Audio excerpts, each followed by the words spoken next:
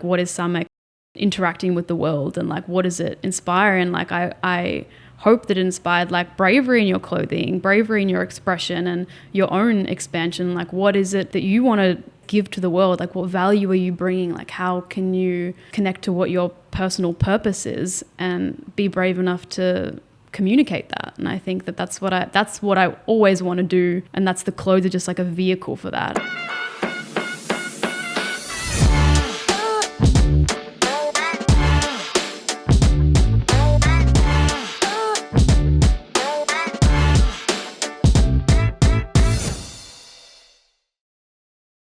I don't know how much you caught of it, if you did at all, with Steve Kirby from Wanderer. Because Wanderer's been around for about 7 or 8 years. And, you know, part of the conversation we were discussing about how now it's easier than ever for people to start up a business. And it just really got me thinking about how, like, there are fewer barriers to entry.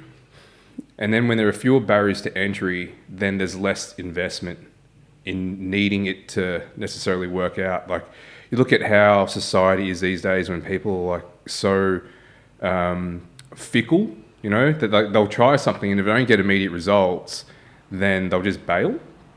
But, you know, if you're trying to create something, there's got to be a lot of repetition involved and just keep on banging your head up against the wall until something sticks. Absolutely. And it has to have also meaning to you. Like I feel like for that drive and for that longevity to actually want to develop an idea and take the years that it needs to actually form, like you really got to be passionate about it. And I think that when it's a simple idea, or you can just like slap a logo on a jumper and just go for it, I think people maybe get a bit excited by that instant gratification and they're not as connected to their, like, why am I doing this? Like, what's driving me to work hard and continue to build this? And even if that's your game, is just to slap a logo on a hoodie, that logo needs the years to have meaning. Like, why would someone wear that logo if it doesn't mean anything to them or to anyone? Yeah. So there has to be some kind of substance behind it. I feel like this is also what we spoke about when we caught up, is that like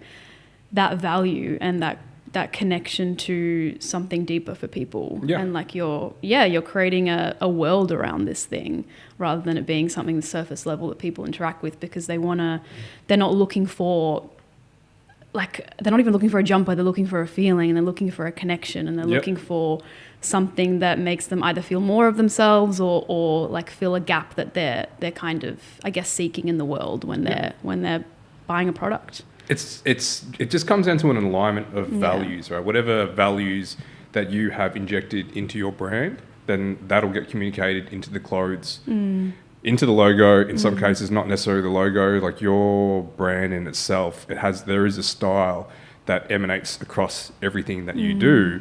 And then when people wear it, they want to exemplify the same values that are attached to your brand. And it helps them also try to figure out what their values are as well, because in some cases people haven't given it any thought and they're just seeing that and like, I kind of like that. I feel something about that. I want to connect myself to that. Which is also cool, because then they can, when they have that interaction or when they kind of dip their toe or they explore something, then it reveals itself and it's like, oh, I didn't even know that this is what I was looking for, but something drew me to this. And then you're in, and then you're making that connection, and you know that those are your people that are going to connect with your brand and connect with what you're doing. Yeah, for sure. And you know, there's now, and back to that whole, like, it's never been easier to start something up, and it's giving all these people opportunities to have a look at the market, the landscape, and to differentiate themselves in so many different ways, right? Like, there's no real, even though there are trends, there's certainly trends, but tell me if I'm right in saying this, but like, I feel as though that trends are getting shorter in time span and less influential as well. Absolutely. Yeah, I mean, it's what's happening with social media and like TikTok and short form content, and things are just cycling through like crazy, and people are dropping things quicker. So you'll pick something up and that's why fast fashion is actually thriving so much in so many areas, because people want that moment, they want that viral moment. And so it's less, now it's, even you see it in music, there's so many parallels with fashion and music. Like, it's not about the whole song, it's about that snippet that you can get that piece of content for. And so it's like, that's what people are valuing, I think, more. I can sort of see the tides turning a little bit, like long form content is kind of starting to trickle its way back in, and people are slowing down slightly as it just kind of takes its natural course. But yeah, it's definitely, it's kind of overwhelming because you're like, well, you have to actually fully it's either you go hard into it and you play to that and that's your business structure and model and you're going for it, or you fully like go another way and you're like, I'm actually sticking to what I'm doing. I'm creating pieces that, you know, I'm taking longer time to make, or concepts that take more to develop and they have a lasting impact, and you're just going to connect to those people. So not everyone can be your client or your market that you're connecting with, but I think it's just where you want to play. I think all exist. That's got to be hard if your game is to turn over quick and play that fast fashion game.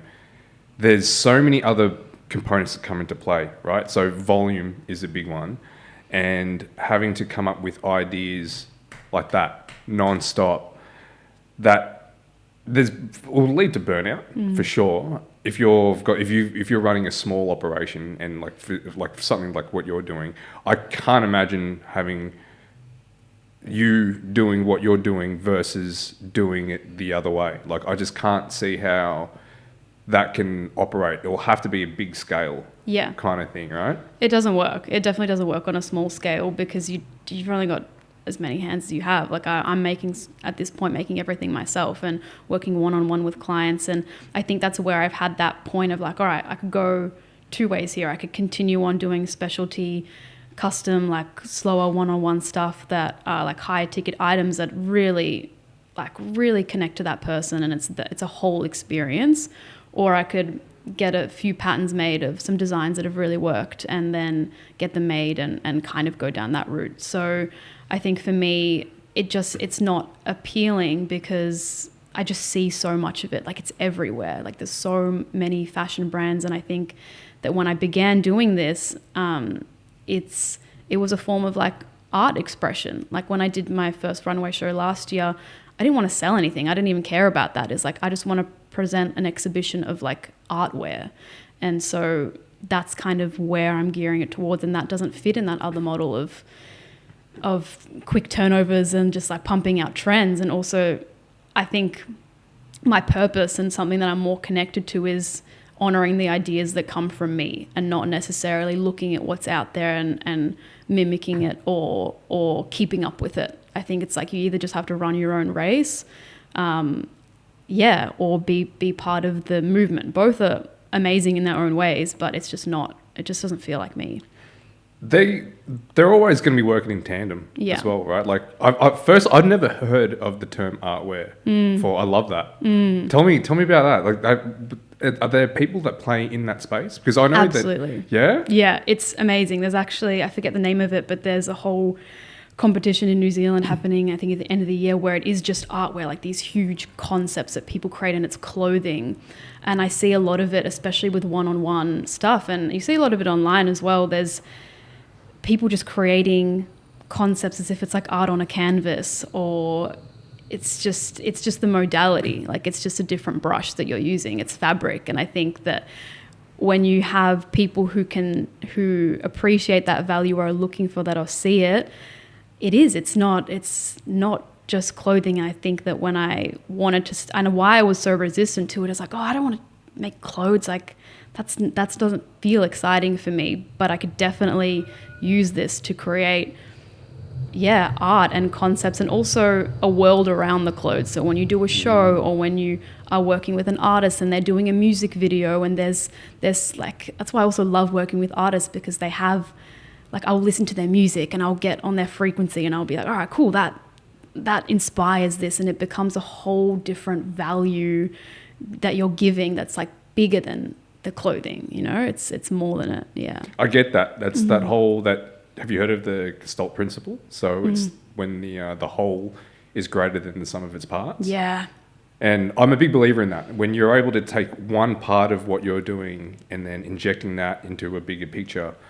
And that's part of the conversation that we had the last time, is trying to see the interplay of this discipline mixed with this discipline and seeing what magic can come from crossing the two of them together.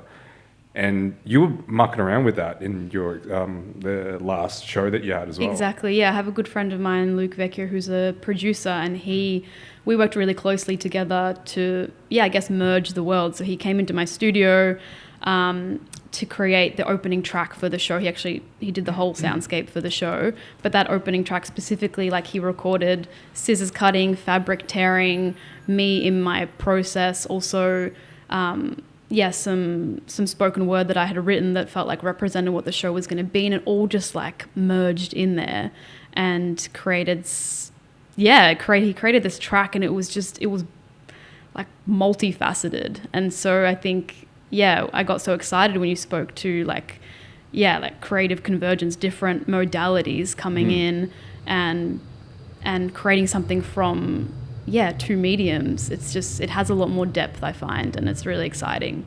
A fashion show in itself, if you want to see the parallels between that and what you see in the art world, it's essentially an exhibition, right? So you want to be able to showcase. It's not even just about showcasing the work, but you want to create an experience for the audience.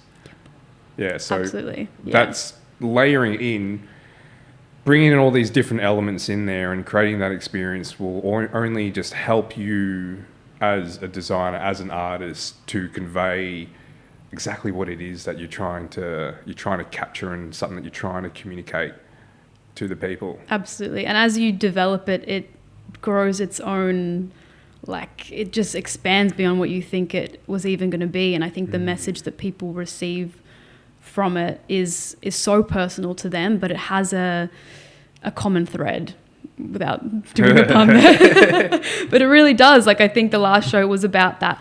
It was called A Dawn, and it was that first emergence, that first connection. What is Samek interacting with the world, and what does it inspire? And I hope that it inspired bravery in your clothing, bravery in your expression, and your own expansion. What is it that you want to give to the world? What value are you bringing? How can you connect to what your personal purpose is and be brave enough to communicate that? And I think that's what I always want to do, and that's the clothes are just a vehicle for that. I think I never want the clothing to overshadow the person, and that's why as well working with artists is so exciting, because they have a strong message that they're bringing to the world. And Samek, actually in Hebrew it means a support, and so it's actually just supporting you, it's supporting your vision and helping it, expand and thrive. But it's that's all it is. Is there limitations that you work with, specifically set by you, saying that I want to work within these confines? Because I'm thinking in terms of call it artwear, how would you want to then set kind of these parameters and saying that Samek is this within this scope here and not that? Yeah, that is my journey for sure. I've oscillated so much, and I've had so many conversations with people about it's specifically around, the financial, fruitfulness of Samek. It is definitely, doing these one-on-ones and having that artwear scape. It's freelance. It's being a freelance artist. You get a client and then you work on this project and it's awesome, but then maybe something, it won't come up for a couple months, or there's a lot more variability within it. And then when you've got stock and you've got a website and you're just consistently, fueling that, then it's a bit, not necessarily safer, but more predictable perhaps. But I think for me, it's just that feeling of that doesn't feel as exciting. And what excites me is connecting with people. And so why I keep going back to that, even though sometimes it's harder and sometimes okay, I can't scale this. It's my two hands that I'm making this. It's my relationships that I'm building with people. I don't even care, because I see the impact that it has on that person and how they feel, because they feel like this was made for me. Like, yes, I guess that's the approach, right? The approach is that it has to be considered art rather than clothing, and valued by the person as that, so that they will pay for that as well, and they can see the value in that experience, because it takes 30 to 60 hours depending on the intricacy of the piece. This is a whole complete shifting of the paradigm, right? Like, when someone is looking to purchase clothing, I can't even imagine. I mean, look, you only know what you know. I can't even imagine the idea of considering buying something that has more artistic value than practicality. That's only because I was never aware that such thing existed. So there has to be some kind of like cultural shift and moving towards that. When did that start happening? Is this something that is happening now, or it always has been an underlying part that it was just never really known by just a lay person like me? Yeah, I guess it was very probably very exclusive. Like it's very common, I guess, with like super famous artists who get like custom pieces made by huge fashion houses. So they would do that. They would do couture, and they would have that experience where they make something specifically for someone. Like a Met Gala ball or something. Absolutely, yeah. But it doesn't really exist on this level as much. So because also, the work that goes into it, it's not particularly realistic to fork out X amount of money on something if you're just wearing it day to day, or you're just like, it's just, I guess, seen more, it's not for a purpose. So it's like, I guess that's why I keep gearing back to doing something specifically for a music video or for a performance or something, because you're like, oh, that's part of that performance, or it's just for an artist that like wants to exist in that day to day. But yeah, I think that it's not necessarily a cultural shift that's happening. I think it exists for the people who value it and need it. And there's also going to be some people who are never going to value that. And that's also okay. They're going to want just to spend, $100 on a jumper or something, and that feels good. And that works for them. So I think it's actually less about people's values changing and more about what kind of work do you do, and do you need this? Like, is it supportive of you? What I'm trying to do is to get in the headspace that it is not a decision made between, do I want to buy a $150 hoodie, or do I want to have a custom piece of artwork made? There is a different intention, there's a different purpose behind it, and there's a different expression both from you as the artist and as the client who is going to be adorning that. And I like how there's that interplay that you have of having that being designed not to be standalone. It's there to work with other elements, whether it just be the music or whatever other performance pieces. Does your work ever feature in those type of performance pieces? Not necessarily music videos, but even something like a stage production. Absolutely, yeah. So I did something earlier this year for an artist called BVT, and they did a full custom piece for them, and they actually wore it in a music video that they released, I think, a month ago or so. And when I saw that, I was like, yes, like this feels complete now. Like this feels...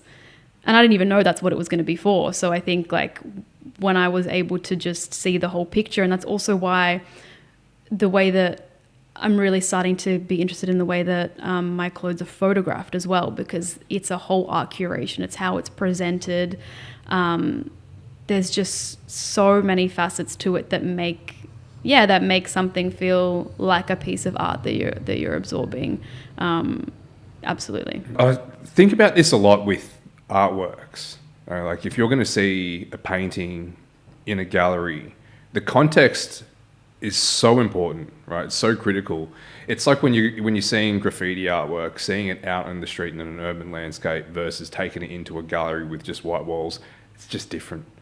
It's different. So with your pieces, when you're creating it, is there already that consideration of you're dealing with the artist that you're dressing, you know what the purpose is behind it, and you're are you then also envisioning the way that it's going to be presented by them, if it's going to be accompanied by other art pieces or art expressions? Like, is that something that is part of the design process? Yes and no. I think as much as it can be, as much as I know, yes, but there's a lot of things that reveal themselves along the way. I think similar to when you're creating a show or anything, there's a lot of trust involved. I think I guess I just kind of sometimes blindly trust the process. Like, I'll create something and maybe there's not even like a super clear sketch happening. I'm just starting to make it and put these pieces together, and something bizarre happens when you fully just let go and start creating.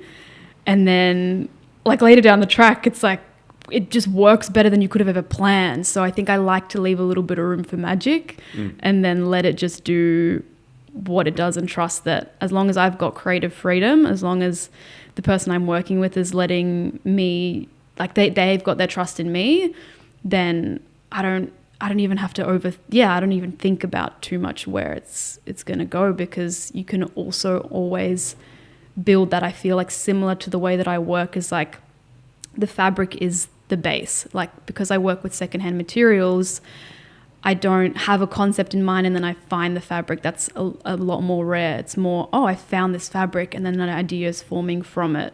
So similar to that, when the garment is completed, then the world builds around it, I think, more so. Okay, so it is just a matter of just resigning to the process and letting the process. Yeah, if there's a greater concept, like for example, the plan I have for my next show, there's a greater concept and then I peel it back, so it kind of works in reverse. So it definitely depends on how much info you've got, because sometimes the artist doesn't even know what they're going to use it for, or but yeah, I think I do both for sure. Yeah, okay. Yeah, there is that whole, when you resign to the process of it, it does change the artwork significantly. But then at the same time, that's also the point. Yeah. Right? Like, you don't want to go in knowing what it is that you don't want to go in knowing what the outcome is going to be, and you just trust that in that process of discovering it, you're going to be learning a lot of different things. There's so much trial and error, and it's also custom work. It's all from scratch, and this is where I think Samek is still very much in its infancy, and each project I do, similar to what you would, like, I learn so much, because it's as much as I have the key framework and tools, the concept is different every time, the pattern is different every time, and the fabric is different every time. So there's a lot that I learn along the way, and a lot of a trial and error of, especially movement. I feel like a lot of, like, I've also rented out different clothes to like dancers and things like that, and seeing how they move in it. And I'm like a hawk when I'm watching it in action, and what needs to be different next time. So yeah, and I think that's where there's also development. There's got to be, I guess, I want to bring more ease into that process for me as well. So there needs to be middle ground, and there needs to be sort of framework, and like I'm working also on developing just a little bit more clearer patterns, so that even if the concept changes, I've got somewhat more of a base, because I want to make this sustainable for me, as much as it's sustainable for the earth and all of that. I think I don't want to burn out as well. You know, we were just saying about like all the processes, and trusting that in each garment that you make, you're trusting that the process itself will reveal the final product. And then you can look at every step along the way, you can apply that same philosophy. So if we're going to take it all the way back from when you first started doing this through till now, and letting the journey almost dictate where you end up, tell me about some of the lessons and some of the things that have evolved along that journey. Okay. Well, I guess at the beginning, I didn't even know this was going to be a business. I think when I had the idea to do a show, like, because I'd done a couple custom clients prior to that, just under my name, Samantha, and that was awesome, but it was very, very freelance, and there wasn't any form around it. And when I decided to do the show, that was just a seed of an idea. And I think that as soon as I fully said yes to that, and I was like, all right, this is what I'm doing. What surprised me the most was how everything fell into place around it. As soon as you're like a full yes to your project, people just started showing up and being like, hey, do you need this? Do you need this? Like all these pieces that I didn't even know that I needed.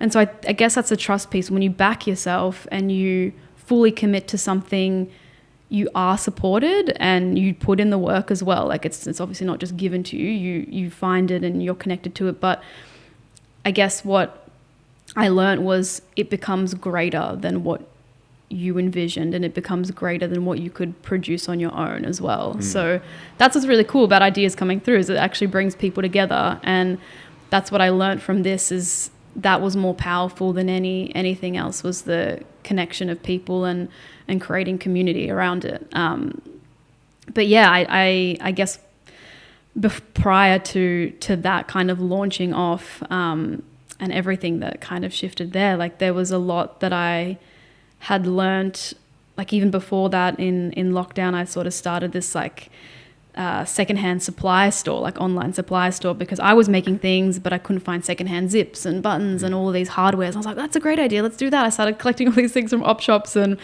made a website and made a email and did all these things. And I had all of this framework, but I actually didn't have a strong passion to see it through, like what we spoke about at the beginning of okay, how is this going to have longevity, and am I going to be able to see it through? And the answer was no. And so that didn't feel like a failure to me, but it felt like, okay, cool. Like now I know, now I'm a step closer to what I wanted. So I think, yeah, there's a lot that I learned about just jumping in and just like really, really surrendering to the fact that you don't know what's going to be on the other side, but you have to push yourself to be brave enough to follow ideas that are kind of there, and B, actually ask for help and try to start bridging that community and that connection to people who are on the same, I guess, wavelength.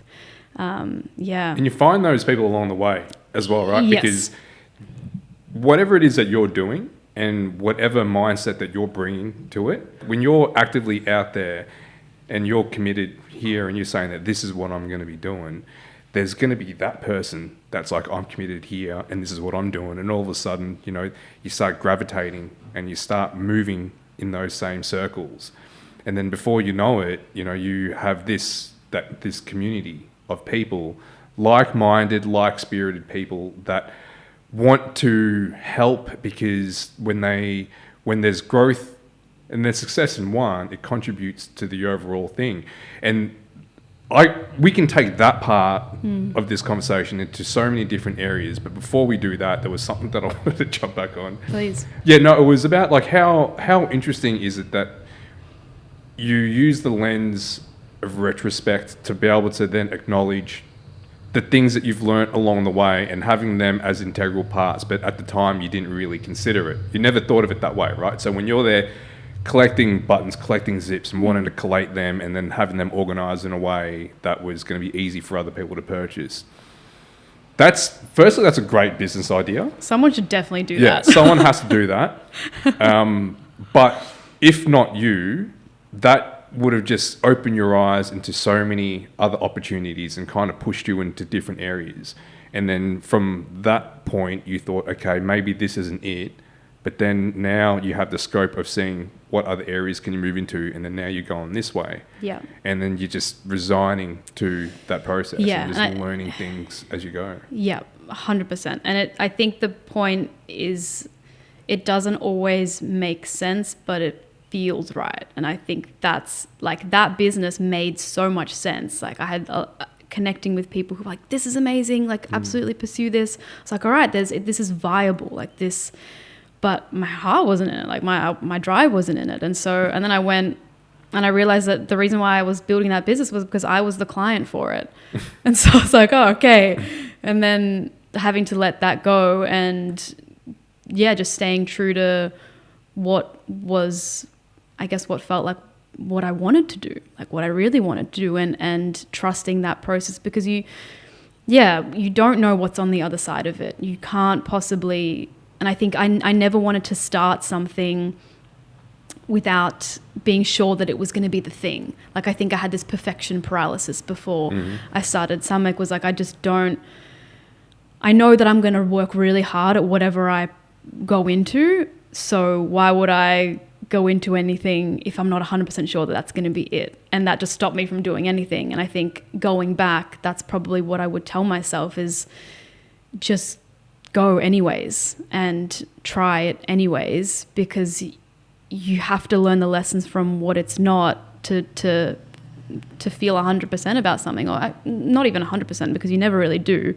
But you actually just have to go on the journey. You can't wait until you feel like it's going to be it, because then you just sit there and don't do anything. There's different ways to frame that. I 100% agree, because right now I'm kind of in that same boat where I'm just throwing myself in and letting it just ride out and just telling myself, just stick to it, learn along the way. Is that a quality that you've always had about yourself? Yeah, I think so. Like, I think I just had this intrinsic backing of myself, and maybe that's what's.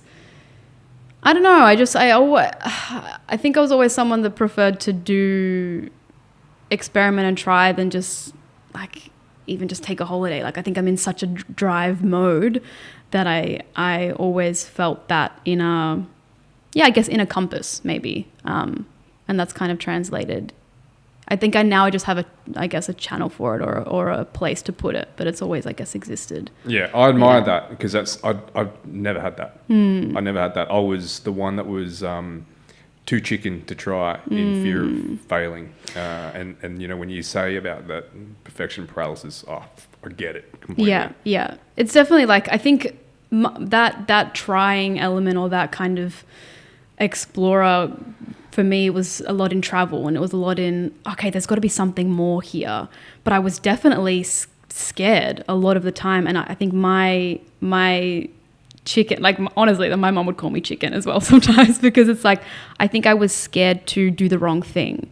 That's where it came from. And I was scared to ask, and I didn't really have a lot of mentors. I didn't have a lot of even now, I'm only just beginning to make connections in the creative world, in the fashion world. I was such a lone wolf because I had a complex of either needing to do everything on my own, but more so than that, I think that was masking a fear of failure. And so I definitely played it safe a lot of the time in my business world.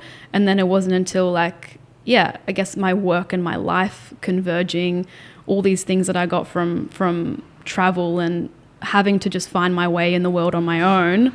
And when I could apply that into the business, that's when everything started working. Yeah, I get it. It's just bringing all these little tweaking and leveling things out and bringing things into alignment.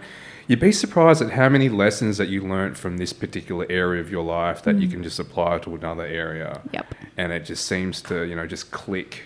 And they're important. It's important to be able to appreciate the underlying lessons behind some of the experiences, and especially when you say that you did a lot of traveling, there is so much of resigning to that process, right? You're literally putting yourself in a different environment, in a foreign environment where you're not comfortable with. You've never been there before. Yeah. And why not then take that into the fashion world or in a new venture? And that's something that I think that's underestimated. A lot of people love to travel because they want to step out of the current environment, but then when they're back here, they like that coziness, but then they also thrive to step out. But then all they do with that stepping out is travel. Yeah, it's how do we bring that same, I guess, drive into your day-to-day life? And I think that's why also these...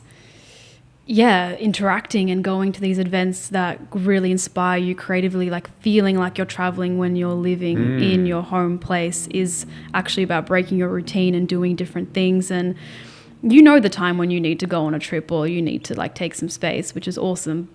But it's like, yeah, it is. How do you make your life that adventure? How do you create a career and create a way of living that feels like it's consistently inspiring you? And I think that stagnation that people feel, that comfort that people, maybe it's cozy and it feels all right for a while, but you don't want to ride that till you get to the point where you have a breakdown and need to just fly across the country. Or across the world. Like, you want to invigorate yourself, I guess. And that takes self-reflection and like introspection of like 100% checking in with yourself. Like, all right, what do I need creatively? Yeah. And there's so much you have so much more agency than you think, right? So you have the choice of firstly deciding that you need to you need to be inspired.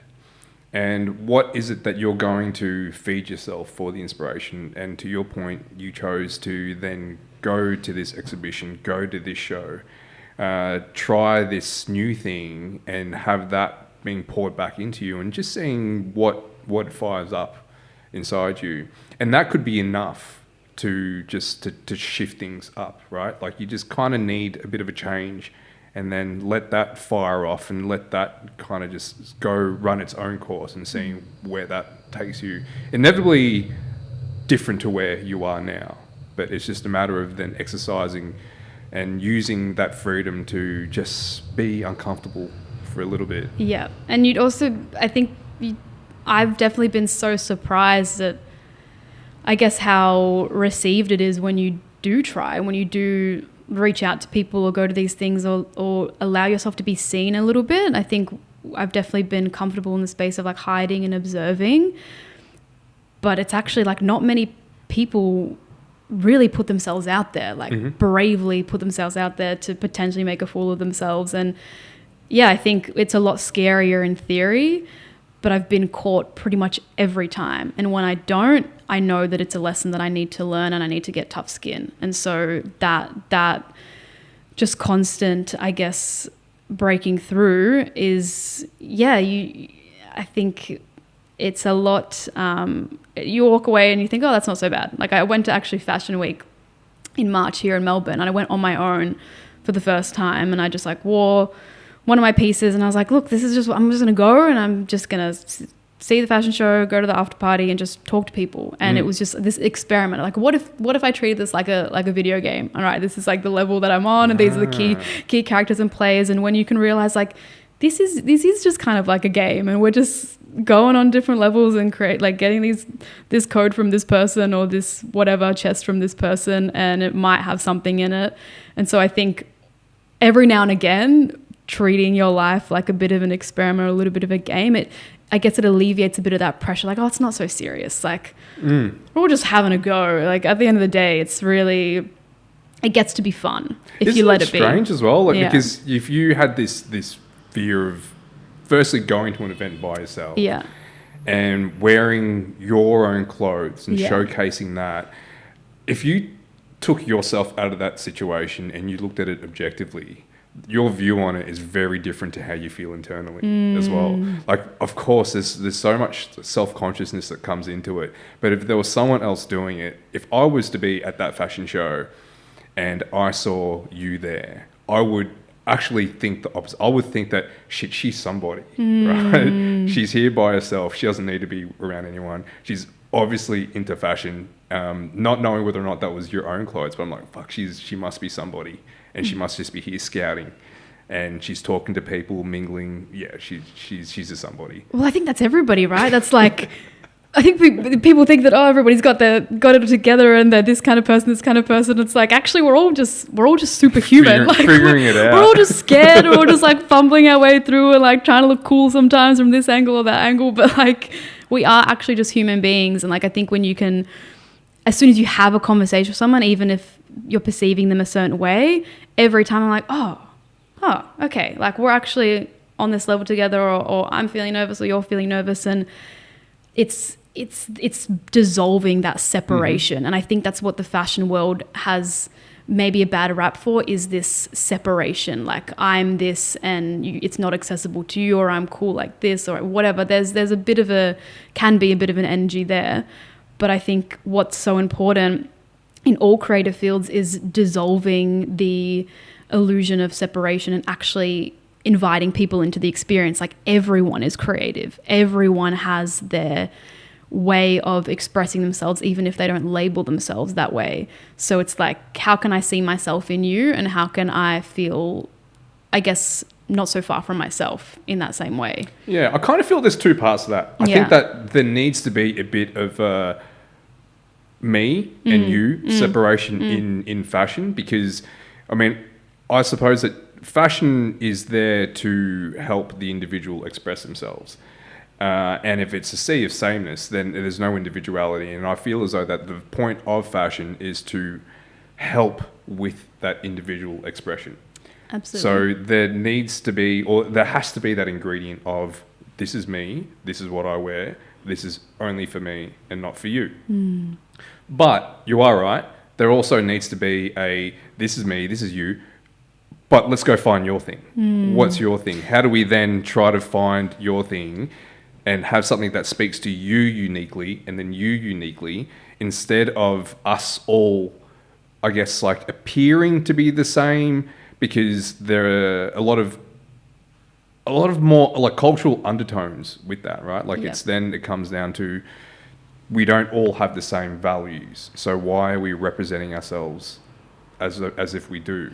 Exactly. And I think, there's so much that I 100% agree. I think speaking to wanting to dissolve the separation isn't about the physical clothes. It's actually about, I have the ability to do what you're doing, or I have the ability to find my own version of that. So it's more about the intrinsic qualities of bravery and individuality, self-expression. Definitely, like, making what I make, I've never really made peace more than once.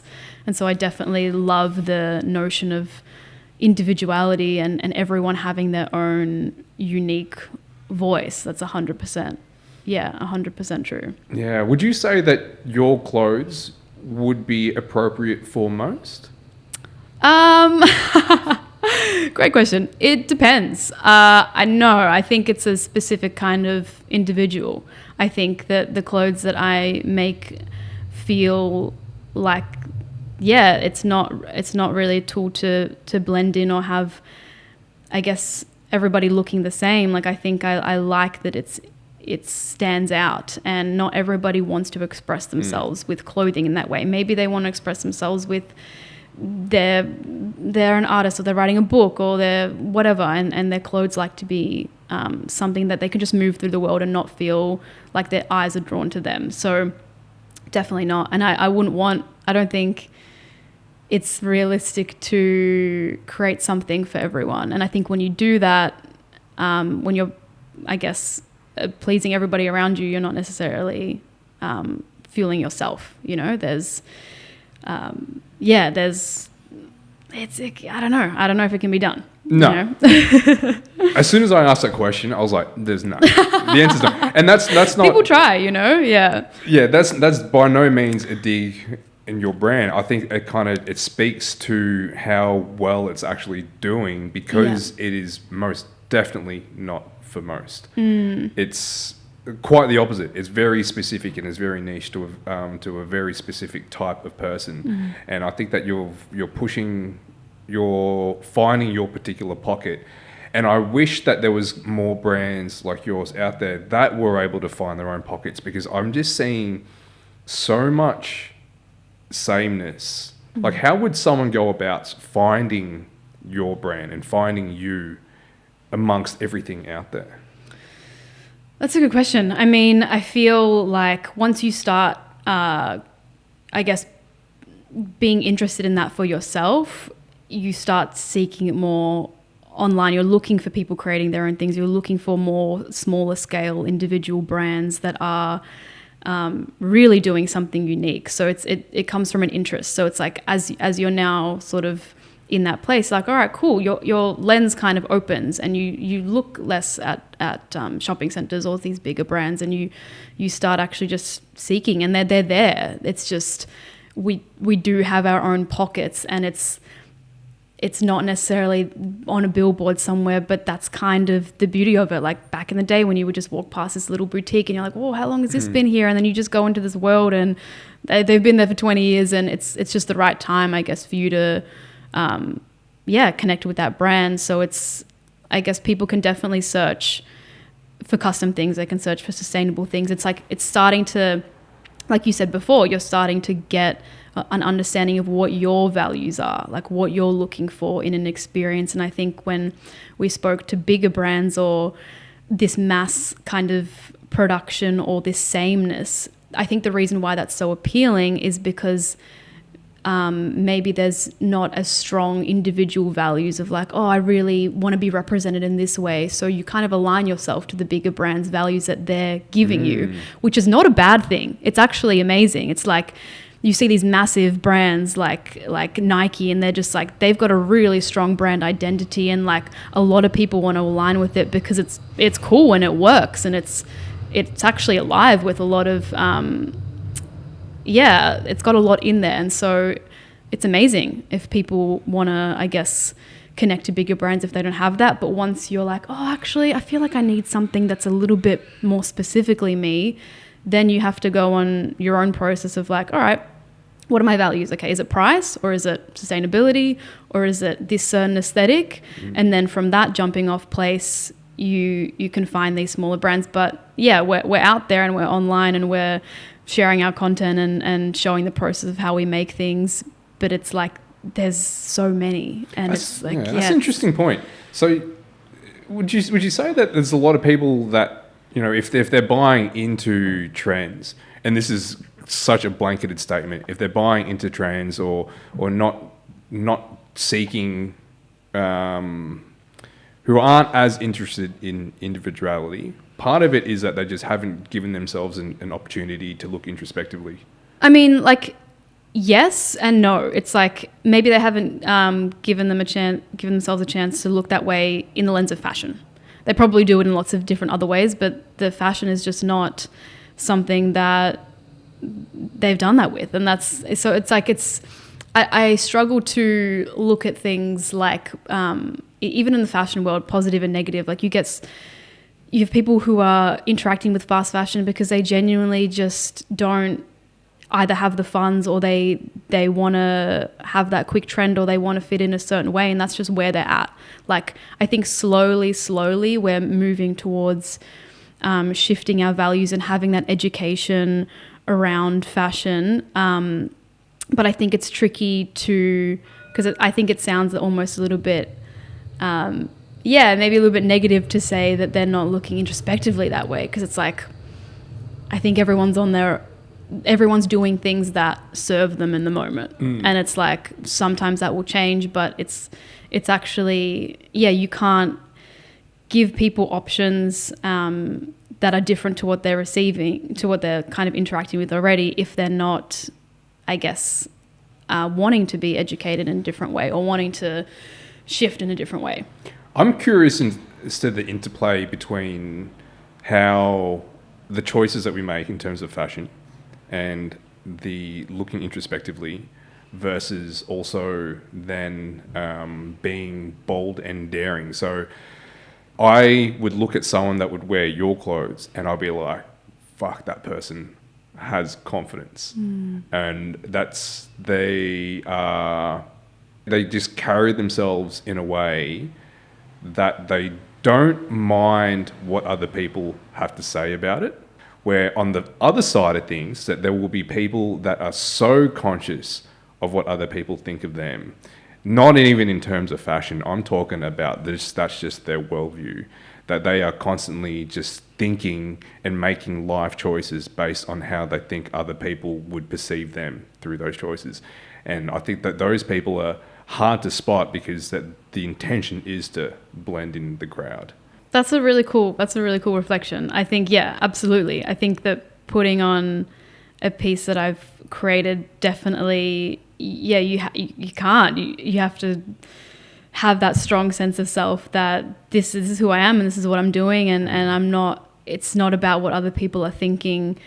And I think, yeah, it's cool because it shows why humans do what they do, especially like younger kids. They're forming their identity, and it's so pack mentality as well. It's so primal. What we're doing is we want to fit in, because we want to, when you fit in, you're safe. You know, you're around everybody else, and you're not exiled, and you're not alone. And so I think this is actually a really almost like a newer concept as we've developed as a society of like, okay, it's actually pretty safe for me to stand out or be on my own out there if I know who I am and I'm communicating something. But yeah, there is a sense of, and I love that that's what you've seen, because it's really exciting, because I know that there's just, I think what Samek is for the people out there who are like, really, like, I'm ready. Like, I've got something to share with the world, and I want to be seen for it. Like, I've got a message. And so that's who it's for. Yeah. And the people that don't feel that way or don't resonate with that, then awesome, you know? Yeah, I mean, that's fine. It's just not for you. That's absolutely, essentially what it is. Where I find it interesting is that here in Australia, there is, you know, this sense of like tall poppy syndrome. I feel as though that is... It thrives even in the creative scene, and I think that it can be quite stifling to creativity. You know, that you don't want to push the boundaries too far in fear of that criticism, in fear of trying to push the needle too far. And when you have, for you, you're creating bold, daring clothes, which is artwear. Love that. Artwear for people to then connect themselves to that and to then step out of the norm. And I think that you're just pushing the boundaries of what is acceptable as clothes, as art expression, and blurring a lot of those boundaries between art and clothing, and also just making it in a somewhat practical way. It's not like I'm sure that a lot of the other artwear that they have on the runways are just like, you can't wear that. I mean, as in like just practically, that's not going to work. Totally. There's a lot of that, and that's like purely conceptual, and I think that's when it's photographed and it's beautiful, and that's all it is. But I really do love blending. I mean, like, I started making more tracksuit and more comfortable artwear because that's what I was given when I started experimenting when I was 17, and my aunties would give me all of this like fleece, and that's just I made a couple and I was like, oh, this is really comfortable, this is great. But I think just even going back to, I guess, what you were speaking about, criticism is like, you're always going to be critiqued for something, and taking on board what people who are, I guess I always like to only take advice from people who I would swap places with, or people who I see where I would want to be. And if there's people who are criticizing you or judging you on the street because they see this, it's probably just like triggering something in them, or challenging them in a certain way that they need to be probably challenged. And so like, it's like, pay no mind to it, I think, in that realm. And it really builds thick skin when you start really, despite what you think you might receive from the world, just continuously showing up as your authentic self again and again and again, and realizing that no matter, like, you could be criticized for something that feels false and that you're doing to fit in, so you might as well be criticized for something that you really are. So you're gonna cop it either way. The internet is a terrifying place. Like, now I'm just like scrolling at things, and you look at the comments, and it's just, you'll be like, wow, this is amazing. And you open the comments, and there's just like all of these people just have so many opinions on things. And at the end of the day, like, whatever. Like, yeah. I find it really surprising how many people are willing to offer some negative criticism. It's like people used to have like professional reviews in magazines. Like, you would have like food critics who would do write-ups and in fashion as well. And they would be coming from a wealth of knowledge and expertise in that field, and now everyone's giving their 2 cents without any context. And I think context is so important to everything we've been speaking about, and everything in the world. It's like, it all has a backstory, and you don't see the bigger picture at all online. It's only through conversations like this, or going to see a full exhibition, or having a deep connection to someone's, what they're expressing and their whole life story, really, that's only when you get the full picture. And I think that's the point where we feel connected and we understand each other. Even if we're different from each other, we get it. Because it's like, oh, you're just doing your thing. And that's why. And there's a little less judgment and a little more like, I guess, softening. But it's hard to access that place, especially with like the short form content. You've got 10 seconds to impress me, otherwise it's over. So yeah, and to that, I think earlier on you were saying how long form it's making its way back. I think that a lot of that has to do with just with things with counterculture, right? Like I always look at what is coming up based on what is happening now, right? So like in a sea of sameness, there's going to be brands like yours that are just going to break the mold and it's be like, we're going to be bold, brash and daring.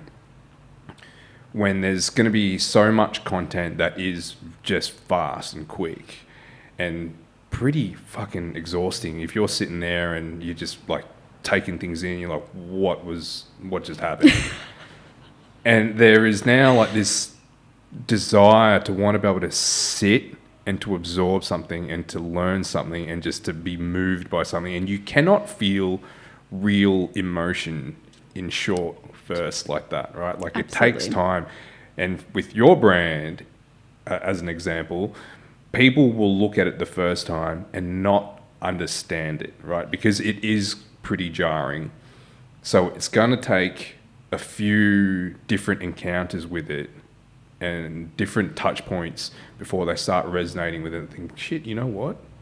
This does resonate with how I feel about this. This aligns with me, with how I feel about that. And then, you know, then they'll start to understand your brand, but it takes that time and it takes, I guess, a bit of patience on your end of things, but also on the customer's end. But I think that that's where it is starting to grow. But people are trying to reach or looking for things that are different to what is current. Yeah. So it just works in your favor maybe to start looking at how to portray your brand in long form as well. Yeah. And I've got all the patience in the world for this. Like I think growing this, just because I know so deeply that this is what I want to do, I'm happy to go on that journey and for it to evolve. And I think that in a world of really intense selling, what would it be like to just like do you and create something that you invite people into instead of like forcing it upon them? I think that that's that point right now. We're like absorbing all these things and it's just selling, you know? And I think we're constantly like looking around, we're constantly being sold to. So I think when people connect to something, and what I really look for in a brand is when I can see that they're creating something with a lot of intention and I want to walk it through that door and I want to have agency in that. And I think that's where long form content really comes in, because someone who is intrigued and interested is going to take the time and stay with that, stay with that video and peel back the layers a little bit. So I've been thinking about that a lot the last week. I'm like, oh, maybe I should like go to YouTube or something and do this, because the process of me making something is quite long and I cut it down. Like I've got so much footage and I cut it down to 1.5 minutes and it's just like bah, bah, bah. It's for sure. It's wild. I try to fit it in, but I really like that idea. I think there's a lot of value, even just for you, just to document it, and there's just so much that you're going to learn from piecing it together. It'll probably,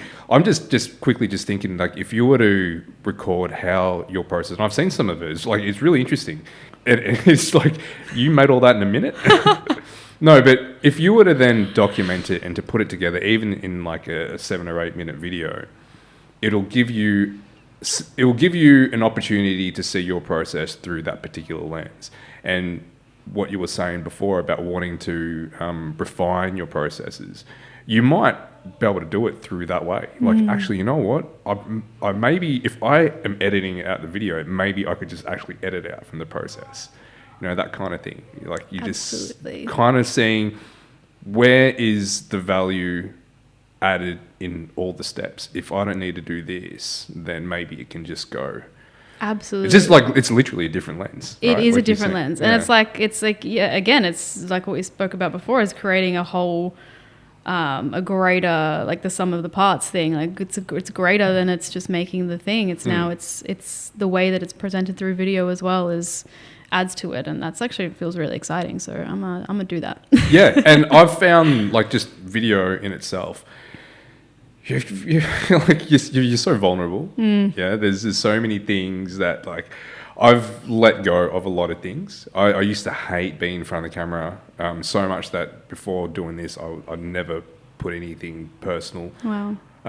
But then it was just more like people see you every day. Like you think that like, okay, your ears are wonky, your teeth are crooked, all that, right? But I'm like, they're still wonky and they're still crooked.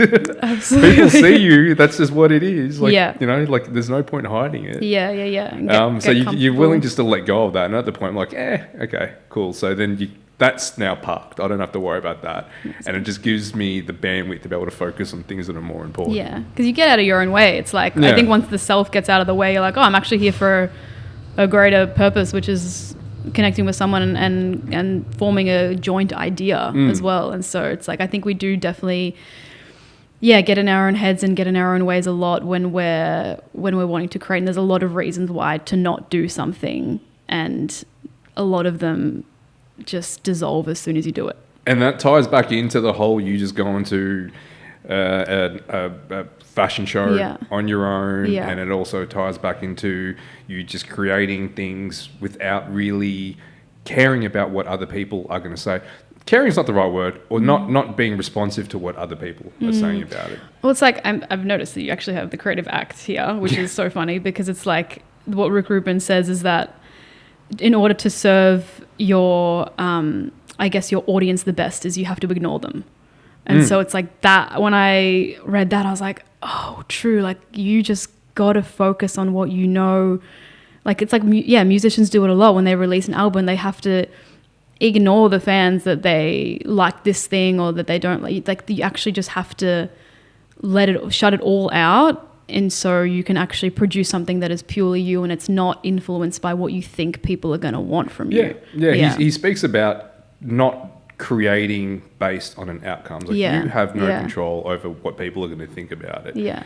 Nor should you ever try to create based on an outcome or the response that you'll get. Yeah. It will just stifle that creativity. Yeah. And you're just trying to please somebody that has walked a different path, that's had different experiences, that is going to be seeing your work through a different lens. The passage I read today was about, like we are here as a conduit to create, we are a tool of the greater purpose of whatever the universe has to serve, right? And then when you were talking about how like you just decided to do this and you just put yourself into it and you were like, I'm just going to let it be, whatever it is, it just clicked in my head. Like there's just so many parallels between every time I'm reading something and then when the guest comes on, they'll just basically speak to the thing that I just read. Absolutely. And I think that feeling, like what feels like my purpose is to like give, I guess the best way is to do justice to the idea that's coming through. Like that's all I really want. There's not this like greater, I don't know where this is going. I'm just taking it idea by idea by idea. And because every project is so different, all I want is when something, what feels like it's coming straight from the universe and dropping into my lap. And I think he speaks about also like, if you don't take that idea, if you don't do anything with it, someone else is going to grab it. For sure. And it's going to show up in the world sooner or later. So I think when you feel like, oh yeah, that I really want to do that, I think I want to make sure I do it justice and like give it 100% of myself if I'm going to do something at all. Like, I think that's that's what gives me the most drive, is like honoring the idea. And the idea, I think we hold on to ideas too much, and we're too attached to ideas that we feel as though that there's ownership over ideas. Yeah. Right? Like the ideas came because of a whole wealth of experiences that have come. Like, like for me, for 40 years of life experience that has brought me to this particular point, right? And we're exchanging different ideas, and then that's going to go to the bank, which is going to help me create more ideas later on. Your life is largely reactive, as in things are happening around you and to you constantly, and all you're doing is just trying to navigate that, or the experience that you're having, largely out of your control. So when the idea comes to you, it's so strange that we're attached to it like we own it. It's like, well, no, because of everything else that's happened in your life, even most of the shit subconscious, right? So this idea comes to you, you can either act on it or you can just choose to park it. Tying it back to your brand, if there's all this happening in the world of fashion and in the world of art, then naturally there is going to be a convergence of fashion and art somewhere along the way. And there's going to be someone who is going to push the boundaries of what is considered as fashion. And they're going to take a bit of this ingredient from that, and then that from that, and then create this, right? Like that's just the way it's going to be. That was always going to happen. And it just so happens that you were the vessel for that. And it's amazing. I think that I think it feels, when it's right for you, and when you're the person to do that. And I think I've actually seen like Europe and New York, like all of these places have so much of that like convergence of art and fashion. And I think that seeing it pop up in different places now, and there is this, you can see that you can see all the people that are on the same page with this idea. And it's also, that's really cool because it also separates your identity from it. It's like, oh, we're all just like cells on a body, like working towards a common goal. And that is the evolution of like artwear and the evolution of this form of art. And so I think that's a really cool thing to feel like you're a part of something greater than yourself. And people, I think, get a bit stifled when their identity is hyper entwined with the idea, because then if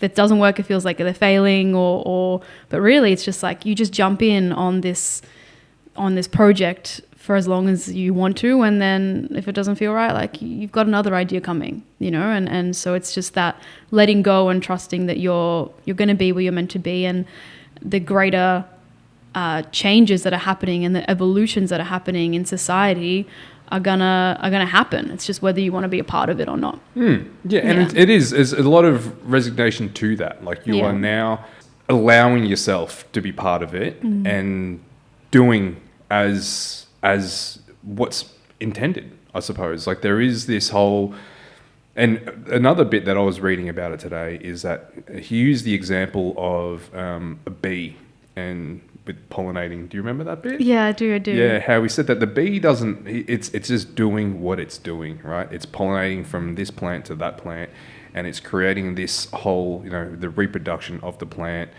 It's feeding birds. It is helping humanity. It doesn't understand the repercussions of its existence. If bees were to not exist, we'd be fucked, but the bee doesn't know that.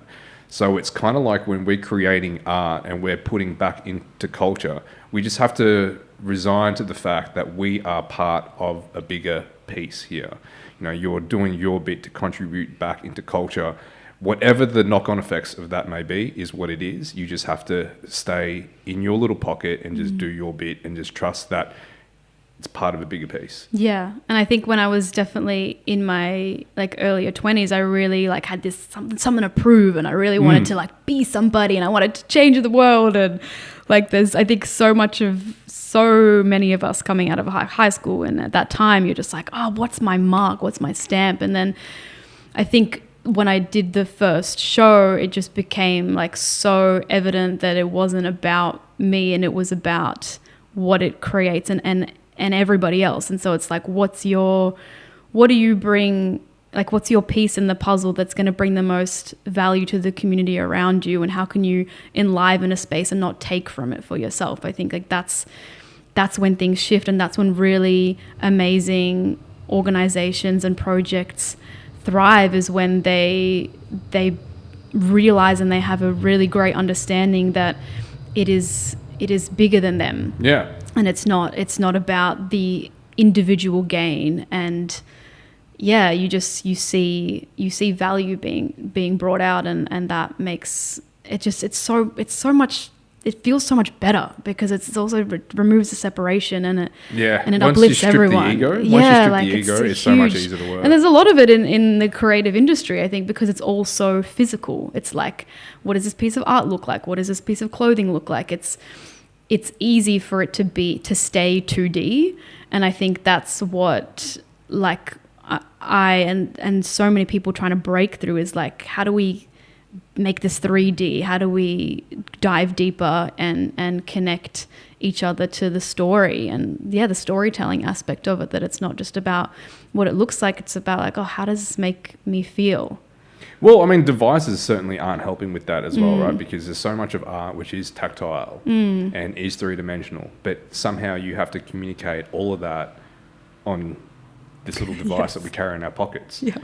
And you have to, you put in so much effort and a lot of work, and someone's like, next. I know. But isn't that hilarious though? Because it's like, doesn't matter. Like, it doesn't matter. And so what am I going to, I think we sometimes, oh, am I going to post this? It's like whoever's going to like it is going to like it. And it also is just, I think because, especially with arts, it's like, because it doesn't matter, or it's not like life or death. I think from that place, it gets to have, you can do whatever you want with it once you let go of this seriousness around it. And I think, just play around with it and realize, you might spend 2 years on a project and someone just look at that and be like, ugh.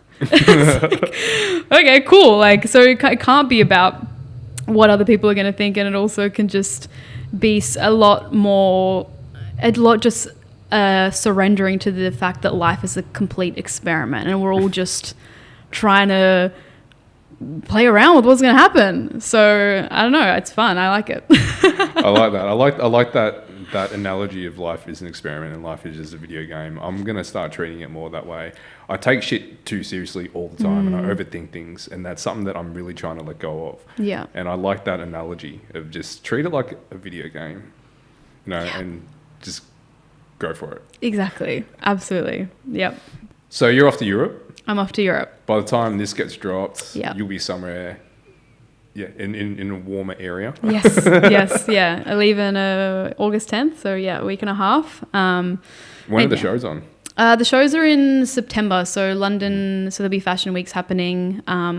London is like mid-September, and then Paris is end of September. So there's also like Milan, but I think I don't know if I'll make it there. But I'd really I think because I've never been to London, this trip, I haven't been away properly on like a trip that's more than 5 days in like 6 years. And travel was such an important part of why I am the person I am today. So I think it feels really important for me to, before I start building the next show and taking the next steps of like expanding Samek, like I really want to go and see what's out there and be inspired, especially in Europe. And there's so much happening there, and there's I think I need to shake up with the environment. I've done a lot of it here, and I think I need that reminder so that when I come back to Melbourne, it's also like, how can I keep that alive while I'm building something here too. That's such a great way of shaking things up, by actually just removing yourself from your environment and putting yourself in foreign places for the next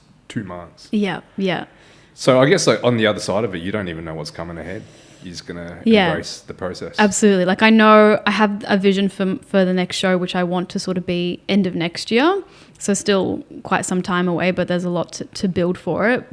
That's my kind of loose vision, but outside of that, I'm actually just really open to what comes next. And I'm at the phase now of like, okay, what if there's opportunities there, and how can I do the video game thing? How can I just go there and just talk to a bunch of people, send random messages, and just see what sticks? And that I think that's going to help me build the network and the tools that I need to have a bit more clarity of like, what I need to move forward. That sounds awesome. Let's touch base when you get back. Would love that. Just brainstorm and see. Absolutely. Absolutely. Hey, Sam, thanks so much for this conversation. Thank you so much for having me. It's been a pleasure.